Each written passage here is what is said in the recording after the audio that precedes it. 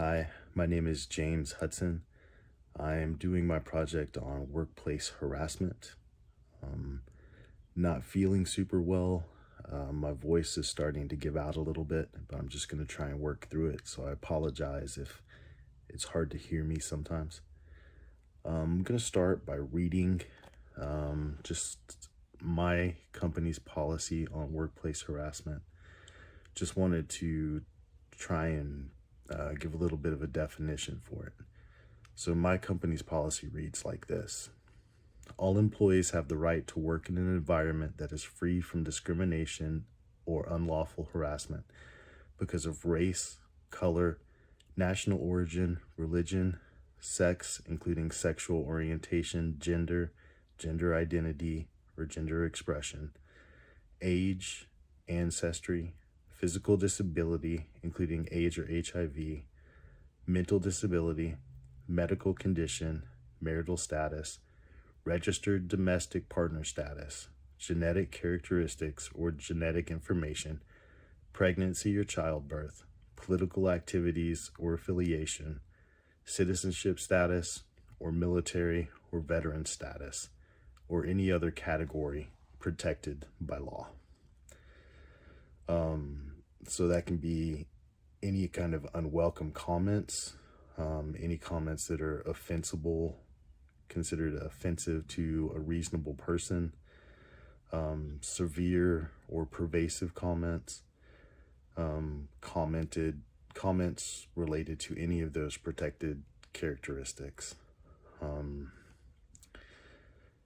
So the federal or state law, in most cases, it varies a little bit, but in most cases, they protect employees from harassment from race, color, gender, sex, sexual orientation, gender identity, gender expression, national origin, disability, religion, age, 40 plus. I'm 44. I fall into that. I cannot be discriminated because of my age. I'm getting to be old. Pregnancy, genetic information, military or veteran status. So I think it's important to note that harassment does not need to be intentional. It can be unintentional.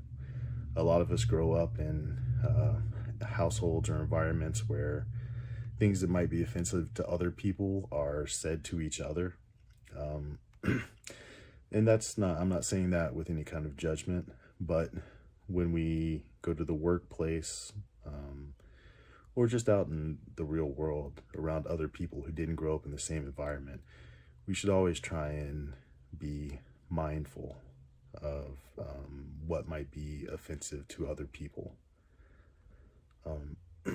Some typical forms of harassment are going to be things like offensive jokes, words, pranks, don't put any staplers in Jello, those kind of things.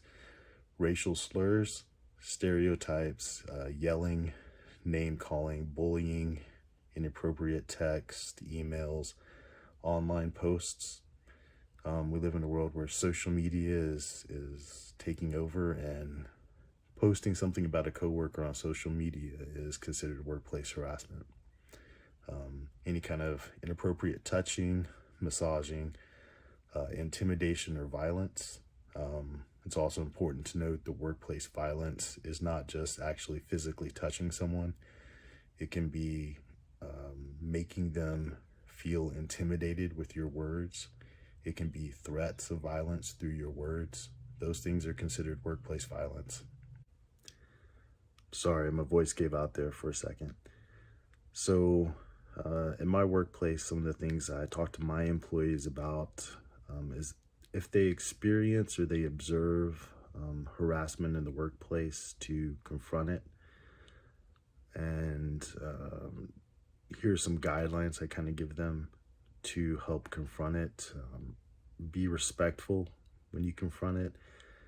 Be clear. Do not escalate the situation. Just express that you found the comment offensive, uncomfortable. Ask the person to stop their behavior. And if it continues, express to them that you're going to talk to the HR or you're going to talk to me, their manager, about the situation. And as someone who gets complaints for harassment, um, there are some things that I am responsible for doing. Like, I need to make sure that I respect the privacy of the individual, that I keep the confidentiality of the report to the greatest extent possible. And I investigate. I have to look into the report, have to see if there was a policy violation. I don't really share the investigation or even try to keep the idea that there's an investigation going on from other people. And then regardless of what I find out, I always make sure that I talk to the person who gave me the complaint and let them know the outcome of the investigation. And then after that, of course, retaliation of any sort for whatever outcome is completely prohibited. And that's up to me, in my case, to make sure that that doesn't happen. So you asked for some observations.